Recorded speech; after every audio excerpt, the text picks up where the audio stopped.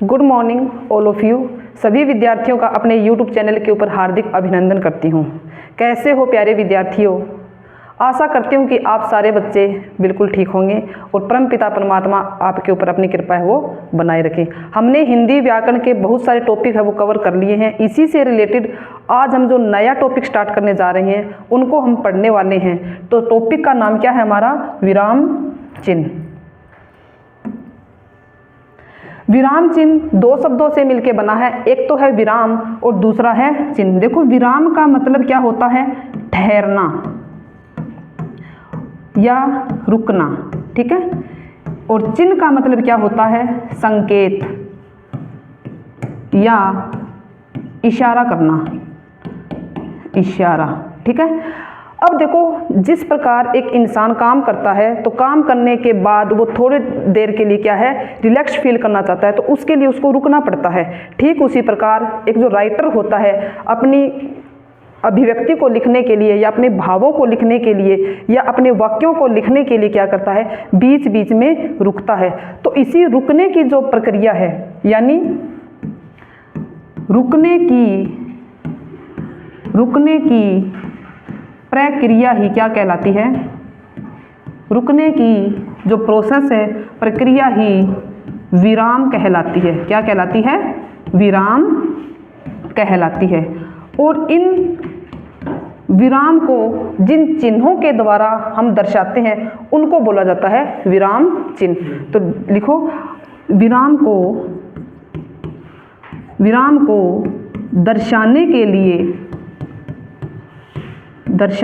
लिए जिन चिन्हों का प्रयोग किया जाता है, चिन्हों का प्रयोग किया जाता है,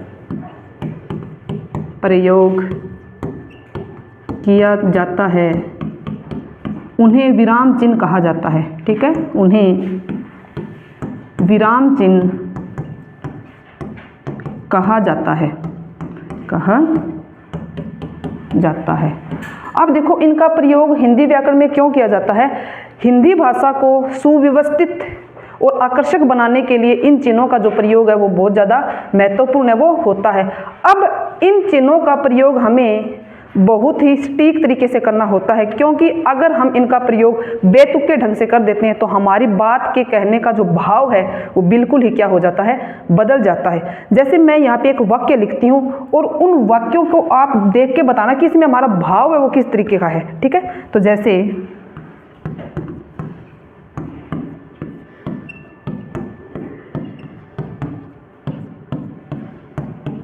एक सेंटेंस मैंने ये लिखा, इसी से रिलेटेड अब देखो दो सेंटेंस मैंने यहाँ पे, इसी से रिलेटेड मैं तीसरा लिख देती हूँ, रोको मत जाने दो। अब देखो इन तीनों वाक्यों को आप ध्यान से देखो कि पहला जो वाक्य मैंने लिखा, इसमें मैंने लिखा रोको मत जाने दो, यानी कहने का जो भाव है वो हमारा क्या है? क्या हम किसी को रोकने के लिए कह रहे हैं, या हम किसी को मना करने के लिए कह रहे हैं, या हम किसी को जानने के लिए कह रहे हैं? तो यहाँ पे जो हमारी बात है वो बिल्कुल ही स्पष्ट है, वो नहीं हो रही है। क्यों? क्योंकि हमने शब्द तो लिख दिए और वाक्य भी बना दिए, लेकिन हमारा जो भाव है वो क्या है? स्पष्ट नहीं हो रहा है। अगला जो वाक्य मैंने लिखा, रोको मत जाने दो। अब देखो यहाँ पे हमने क्या, रोको मत जाने दो, मतलब हमने यहाँ पर किसी को रोकने के लिए बोला है। इसी तरीके से जो तीसरा जो भाव है वो क्या है? रोको मत जाने दो, यानी ये दोनों वाक्य क्या हैं? एक दूसरे के विपरीत हैं। कैसे हैं? विपरीत। देखो हमने यहाँ पे क्या किया? विराम चिन्ह का भी प्रयोग किया है, कौम्य का भी प्रयोग किया है, पूर्ण विराम का भी प्रयोग किया है। देखो कौम्य का प्रयोग यानी जिसको हिंदी में अल्प विराम बोला जाता है, यहाँ पे जब मैंने इसका प्रयोग किया तो वाक्य का भाव क्या है? अलग है। इसी अल्प विराम का प्रयोग जब मैंने यहाँ पर किया तो वाक्य का जो भाव है वो क्या है? अलग है। अब पहले के अंदर रोको मत जाने दो, यानी हम क्या कर रहे हैं? किसी को रोकने की बात करें, भी उसको रोकना है, जाने नहीं देना है। अगला क्या है, रोको मत जाने दो, यानी हम यहाँ पे क्या कर रहे हैं, किसी को जाने के लिए कह रहे हैं, भी रोकना नहीं है, जाने दे सकते हो। तो इसी प्रकार से हिंदी के अंदर क्या होता है, इन विराम चिन्हों का जो प्रयोग है बिल्कुल ही सटीक तरीके से करना होगा। अगर हम इनका प्रयोग बिल्कुल अटपटे ढंग से या बेतुके ढंग से करते हैं तो हमारी बात का जो भाव है वो चेंज हो जाता है। ठीक है, अब एक हिंदी के अंदर क्या है, एक विद्वान हुए हैं जिनका नाम है कामता प्रसाद। क्वेश्चन पेपर में आ चुका है, कामता प्रसाद के अनुसार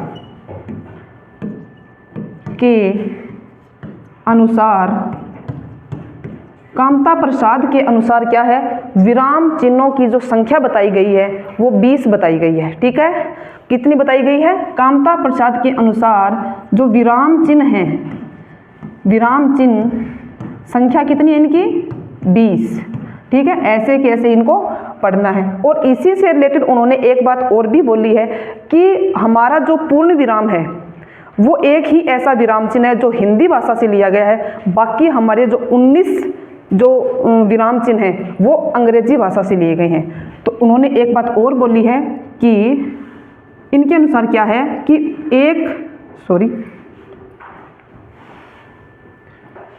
यानी पूर्ण विराम, ठीक है, पूर्ण विराम है वो क्या है, वो तो हमारा हिंदी भाषा से लिया गया है, हिंदी भाषा से लिया गया है, लेकिन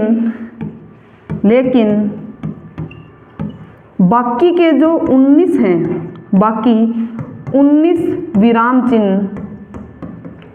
चिन्ह वो कौन सी भाषा से लिए गए हैं, वो हमारे अंग्रेजी भाषा से लिए गए हैं। किसके अकॉर्डिंग, कामता प्रसाद के अकॉर्डिंग। ये बहुत अच्छे विद्वान हुए हैं जिन्होंने संपूर्ण व्याकरण को एक सिस्टेमेटिक ढंग से लिखने का काम किया, और हिंदी के अंदर, हिंदी साहित्य के अंदर, हिंदी व्याकरण के अंदर इनका अहम रोल है वो आता है। तो बाकी जो 19 विराम चिन्ह अंग्रेजी भाषा से लिए गए हैं। ठीक है, अब क्वेश्चन यहाँ से कैसे बनता है, यहाँ से हमारे 3 क्वेश्चन वो फ्रेम हो रहे हैं। पहला क्वेश्चन क्या है कि कामता प्रसाद के अनुसार विराम चिन्हों की कुल संख्या कितनी है, तो आंसर आएगा हमारा 20। कामता प्रसाद के अनुसार लिए गए विराम चिन्ह कौन सी भाषा से आए हैं, तो आंसर आएगा अंग्रेजी। कामता प्रसाद के अनुसार पूर्ण विराम किस भाषा से लिया गया है, तो वो आएगा हिंदी। या ऐसे भी आ सकता है कि कामता प्रसाद के अनुसार जो हिंदी भाषा से लिया गया विराम चिन्ह वो कौन सा है, तो हमारा आंसर क्या आएगा, पूर्ण विराम। यहाँ तक के डिस्कशन में कोई समस्या तो बताओ, नहीं है ना। अब आगे चलते हम कि विराम चिन्ह है, इनके जो सिंबल्स क्या क्या है, यानी इनके जो प्रतीक है वो कौन कौन से हैं, तो हम बारी बारी से सभी को एक एक करके डिस्कस है वो यहाँ पे करेंगे। सबसे पहले पढ़ेंगे हम पूर्ण विराम, पूर्ण विराम। ठीक है, सभी का एक तरीके से मैं इसका चार्ट बना देती हूँ, एक सारणी बना देती हूँ, आप इसको ऐसे ही क्या है नोट डाउन कर लेना। तो सबसे पहला जो विराम चिन्ह आता है वो आता है हमारा पूर्ण विराम, और जिसका प्रतीक क्या है, खड़ी पाई। प्रतीक क्या इसका, खड़ी पाई। दूसरा जो विराम चिन्ह आएगा उसको बोलते हैं हम अर्ध विराम।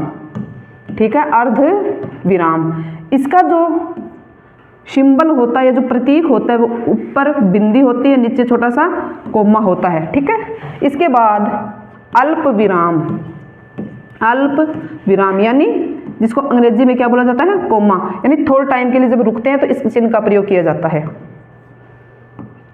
चौथा जो हमारा विराम चिन्ह आता है वो आता है प्रश्नवाचक चिन्ह। कौन सा आता है, प्रश्नवाचक चिन्ह, प्रश्नवाचक चिन्ह, जिसका जो प्रतीक है वो होता है ये वाला।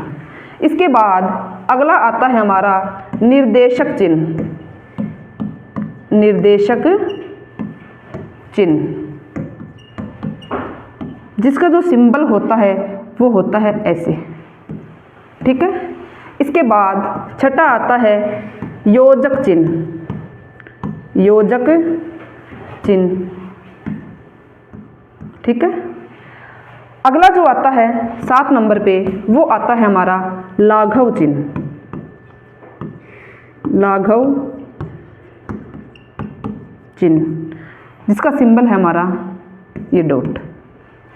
8वें नंबर का है हंस पद। हंस पद, और हंस पद को एक और नाम देते हैं हम त्रुटि बोधक चिन्ह।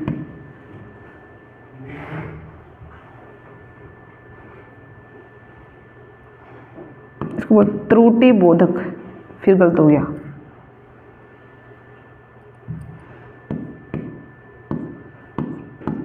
त्रुटि बोधक चिन्ह, ठीक है। इसका जो साइन है वो ऐसे होता है और कई जगह इसको ऐसे भी लिखा हुआ, दोनों हो सकते हैं, ठीक है। नंबर 9 पे आता है उद्धरण चिन्ह। उद्धरण चिन्ह जो हम 2 तरीके के पढ़ेंगे, एक तो पढ़ेंगे 6, 9 और एक पढ़ेंगे 66 और 99 वाला, ठीक है। इसके अलावा अगला जो हमारा 10वें नंबर का आता है वो आता है विस्मयादि बोधक चिन्ह।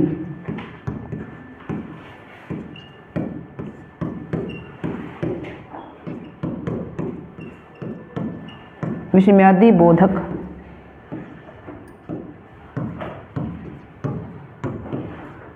चिन्ह जिसका जो साइन होता है ये होता है, ठीक है। इसके बाद जो अगला आता है उसको बोला जाता है पुनरुक्ति सूचक चिन्ह। पुनरुक्ति सूचक चिन्ह जिसका सिंबल मैं नीचे लिख देती हूँ, ये होता है, ठीक है। अगला जो आता है, इसके बाद अगला जो हमारा चिन्ह आएगा उसको बोलते हैं विवरण चिन्ह। विवरण चिन्ह, विवरण चिन्ह जिसका जो साइन होता है, ठीक है। इसके अलावा हमारे 1 या 2 और होते हैं जिनको लास्ट लिख रही हूं यहाँ पे, रेखांकन चिन्ह, ठीक है। रेखांकन चिन्ह, ठीक है। हमारे एग्जाम में सबसे ज़्यादा जो क्वेश्चन पूछे जाते हैं वो हमारे अल्प विराम से पूछे जाते हैं, ठीक है। कहाँ से पूछे जाते हैं? अल्प विराम से। तो इनके सिंबल्स इनके सामने लिखे गए हैं, इनके नाम इनके सामने लिखे गए हैं। तो पहला क्वेश्चन तो यहाँ से यही फ्रेम होता है कि किस प्रकार के चिन्ह का जो सिंबल है या जो साइन है या जो प्रतीक है वो कौन सा है। तो सबसे पहले पूर्ण विराम खड़ी पाई होती है, उसके बाद अर्ध विराम यानी ऊपर बिंदु होता है, नीचे छोटा सा कोमा होता है। तीसरा जो होता है वो होता है हमारा अल्प विराम जिसको हम इंग्लिश में कोमा बोलते हैं। इसके बाद प्रश्नवाचक चिन्ह सिंबल दिया गया है। निर्देशक चिन्ह यानी जब हम किसी को निर्देश देते हैं या संवाद के अंदर किस चिन्ह का प्रयोग किया जाता है, निर्देशक चिन्ह का प्रयोग यहाँ पे किया जाता है। योजक 2 शब्दों को आपस में जोड़ने के लिए, 2 एक जैसे शब्दों को आपस में जोड़ने के लिए, अंतर बताने के लिए या विलोम शब्दों में कौन सा चिन्ह प्रयोग किया जाता है? योजक चिन्ह। लाघव चिन्ह संक्षिप्त रूप बताना किसी भी चीज का, तो वहां पे हम कौन सा चिन्ह प्रयोग करते हैं? लाघव चिन्ह। इसके बाद आता है हंसपद या त्रुटि बोधक। मान लो हम कोई सेंटेंस लिख रहे हैं और बीच में से हम उसमें से कुछ भूल जाते हैं लिखना, तो वहां पर उस भूली हुई चीज को या उस भूले हुए शब्द को बताने के लिए किस चिन्ह का प्रयोग करते हैं? हंसपद का प्रयोग किया जाता है। इसके बाद उद्धरण या अवतरण चिन्ह। उद्धरण को अवतरण चिन्ह भी कहा जाता है। अवतरण चिन्ह किसी भी लेखक के द्वारा जो स्टेटमेंट्स दी जाती है या जो डेफिनेशन दी जाती है या किसी भी लेखक का जो उपनाम दिया जाता है, वो उपनाम या वो डेफिनेशन हम किस चिन्ह के अंदर है वो रखते हैं, वो हम रखेंगे उद्धरण चिन्ह या अवतरण चिन्ह के अंतर्गत। इसके बाद विस्मयादि बोधक चिन्ह, इसके बाद पुनरुक्ति सूचक चिन्ह, इसका प्रयोग मोस्टली मैथ के अंदर प्रयोग किया जाता है। और विवरण चिन्ह, जहाँ पे हम किसी भी चीज़ को डिस्क्राइब करते हैं, डिटेल में जहाँ पे चीज़ों को बताया जाता है वहाँ पे विवरण दिया जाता है। और लास्ट के अंदर हमारा रेखांकन चिन्ह यानी अंडरलाइन, किसी भी चीज़ को हाईलाइट करने के लिए कौन सा सिंबल यूज किया जाता है, हमारा रेखांकन चिन्ह। ठीक है, अब इन चिन्हों को हम बारी बारी से एक एक करके इनको डिटेल में पढ़ेंगे। ठीक है,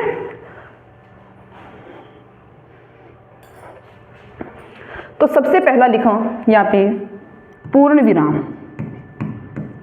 पूर्ण विराम। ठीक है, देखो क्या होता है पूर्ण विराम और कहाँ पर लगाया जाता है। तो वाक्य को जब हम पूरा कर देते हैं या जिस वाक्य को लिखने के बाद वक्ता का जो भाव है वो पूरा हो जाता है, तो वाक्य के अंत में कौन सा विराम चिन्ह लगाया जाता है, वाक्य के अंत के अंदर हमारा पूर्ण विराम लगाया जाता है।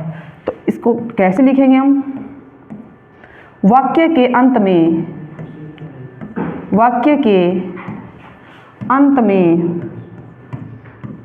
में पूर्ण विराम लगाया जाता है, विराम लगाया जाता है। ठीक है, वाक्य के अंत में पूर्ण विराम लगाया जाता है। कोई एक सिंपल सेंटेंस, कोई एक साधारण वाक्य हम ले सकते हैं जिसके अंदर क्या होता है, जिसमें हमारी जो बात है वो क्या हो जाती है, पूरी हो जाती है। जैसे फॉर एग्जाम्पल, जैसे राम ने कहा मैं कल जयपुर जाऊंगा। ठीक है, कल जयपुर जाऊंगा। अब देखो क्या इसमें राम ने जो बात कही है, इस बात के अंदर राम का जो भाव है, जो कहने का जो भाव है वो पूरा हो रहा है। राम ने कहा कि मैं कल जयपुर जाऊंगा। इसी से रिलेटेड जैसे बच्चे गहन अध्ययन कर रहे हैं, गहन अध्ययन कर रहे हैं, तो यहाँ पर भी क्या रहे हैं, तो यहाँ पर भी क्या है, हमारी जो बात है वो क्या है, पूरी तरह से अभिव्यक्त हो रही है। तो ये था हमारा पूर्ण विराम। कहाँ पे लगाया जाता है, वाक्य के अंत में लगता है, जहाँ पर वक्ता की जो बात है या जो वक्ता के मन के जो भाव हैं वो पूरे हो जाते हैं। यानी इसके बाद दूसरा हम पढ़ेंगे, वो पढ़ेंगे हम अर्ध विराम। ठीक है, अर्ध विराम। पूर्ण विराम का मतलब क्या होता है, पूरा ही रुक जाना, पूरा रुक जाना। ठीक है, इसके बाद हम पढ़ेंगे अर्ध विराम। ठीक है, अर्ध विराम। अर्ध विराम, अर्ध विराम का मतलब क्या होता है, आधा ठहराव, आधा ठहराव मतलब आधा रुक जाना। अब ये अर्ध विराम है, ये लगाया कहाँ जाता है। ठीक है, अर्ध विराम हमारा जब हम किसी भी वाक्य का संबंध दूसरे वाक्य के दूर का रिलेशन बताने के लिए बताते हैं, या एक वाक्य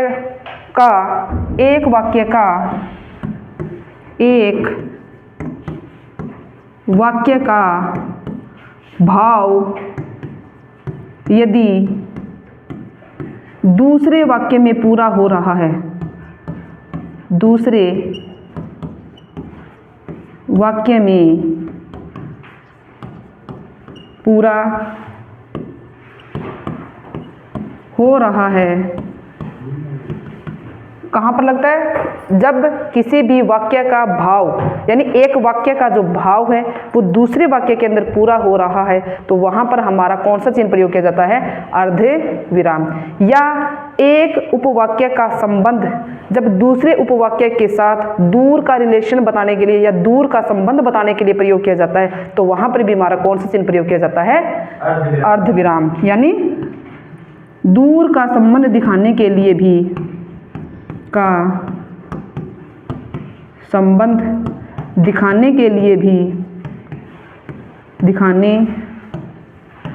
भी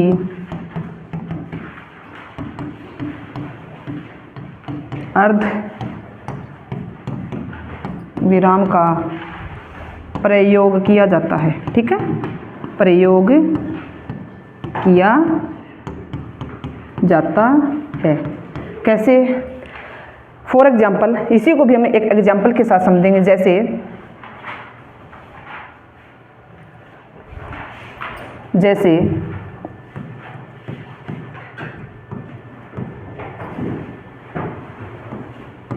बादल गरजे फिर भी वर्षा नहीं हुई। वर्षा नहीं हुई। अब देखो, बादल गरजे, इसके बाद हम इस चिन्ह का प्रयोग यहाँ पे करेंगे। ठीक है, बादल गरजे एक वाक्य है। क्या है? यहाँ तक क्या है? अपना एक वाक्य है। इसका संबंध किसके साथ बताया गया है? इस पूरे सेंटेंस के साथ इसका संबंध है वो बताया गया है कि बादल गरजे फिर भी वर्षा नहीं हुई। इसी तरीके से जैसे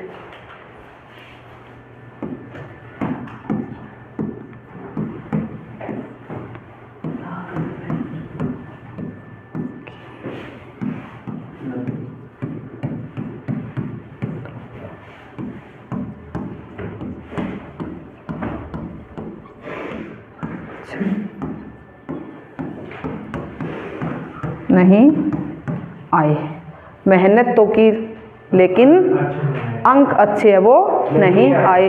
तो यहाँ पर हमने कौन सा चिन्ह प्रयोग किया है? यहाँ पर हमने अर्ध विराम का प्रयोग है वो किया है। हमारा जो तीसरा जो विराम चिन्ह है वो हम पढ़ेंगे अल्प विराम। अल्प विराम। अल्प का मतलब होता है थोड़े टाइम के लिए रुकना। ठीक है, यानी थोड़ा रुकना, जहाँ पर हम अपनी बात को कहते हैं लेकिन कहते कहते बीच में अगर थोड़ा बहुत रुकते हैं, यानी थोड़ा सा जहाँ पे रुका जाता है, तो वहाँ पे कौन सा प्रयोग किया जाता है चिन्ह? वहाँ पे हम अल्प विराम का प्रयोग किया जाता है। दूसरी बात, एक जैसे शब्दों को व्यक्त करने के बाद, शब्दों को व्यक्त करते समय अल्प विराम का प्रयोग किया जाता है। अल्प विराम का प्रयोग किया जाता है।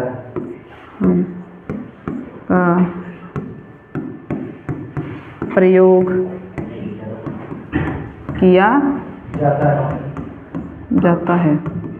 नोट्स बना लेना साथ साथ। ठीक है, लिख लेना इनको। दूसरी चीज, हाँ और नहीं के बाद, जैसे हाँ और नहीं के साथ, नहीं के तुरंत बाद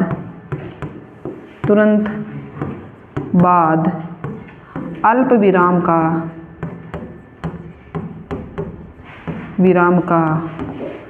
प्रयोग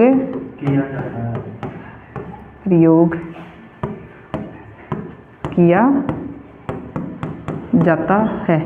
अब देखो, हाँ और नहीं के तुरंत बाद का मतलब क्या है? यहाँ पर अगर हमारे वाक्य के स्टार्टिंग के अंदर, अगर हमारे वाक्य के शुरुआत के अंदर अगर ये शब्द आ रहे हैं हाँ और नहीं, तो शुरुआत में अगर ये शब्द हमें देखने को मिलेंगे तो ही हम किसका प्रयोग करेंगे? अल्प विराम का प्रयोग करें। अगर बीच में आता है तो हम नहीं के बाद या हाँ के बाद इस चिन्ह का प्रयोग है वो नहीं करेंगे। अब देखो, यहाँ पे आपको ध्यान क्या रखना है, जो अर्ध विराम होता है और जो अल्प विराम होता है, इनका महत्व क्या होता है? इसके अंदर बेसिक सा डिफरेंस क्या है? हर अर्ध विराम की जगह आप अल्प विराम का प्रयोग कर सकते हो, लेकिन हर अर्ध विराम की जगह आप अल्प विराम का प्रयोग कर सकते हो, लेकिन हर अल्प विराम की जगह आप अर्ध विराम का प्रयोग नहीं कर सकते हो। ठीक है, इसके बाद तीसरी चीज, और के बाद देखो, और, तथा, किंतु, परंतु, एवं, अन्यथा, यानी जितने भी हमारे समुच्चय बोधक शब्द हैं इनके बाद कभी भी हमें अल्प विराम का प्रयोग नहीं करना चाहिए। लिखो, और, या ऐसे लिख दे, समुच्चय बोधक शब्दों के बाद, समुच्चय बोधक जितने भी शब्द होते हैं उन शब्दों के बाद हमें अल्प विराम का प्रयोग नहीं करना चाहिए। इसके अलावा हम इस चिन्ह का प्रयोग और कहाँ कहाँ करते हैं, किसी को संबोधित करते समय भी अल्प विराम का प्रयोग किया जाता है। अल्प विराम का प्रयोग किया जाता है। किसी को संबोधित करते समय अल्प विराम का प्रयोग किया जाता है। जैसे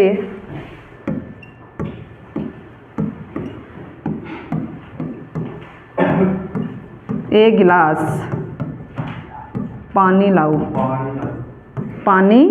लाओ।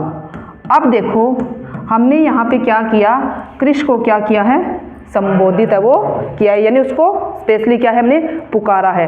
तो हमने अल्प विराम का प्रयोग कहाँ कहाँ पे देगा, सबसे पहले अल्प विराम का प्रयोग हम वहाँ करेंगे जहाँ पर हमारे एक जैसे शब्द आ रहे हैं, और शब्दों को बताने के लिए किस प्रकार के शब्दों का प्रयोग करेंगे, यानी चिन्हों का प्रयोग करेंगे अल्प विराम का। तो पहली लाइन के अकॉर्डिंग हमारा जो पहला एग्जाम्पल हम ले रहे, जैसे राम सुंदर सुशील गुणवान और पराक्रमी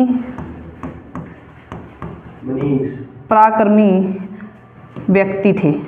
ठीक है, क्या थे, व्यक्ति थे।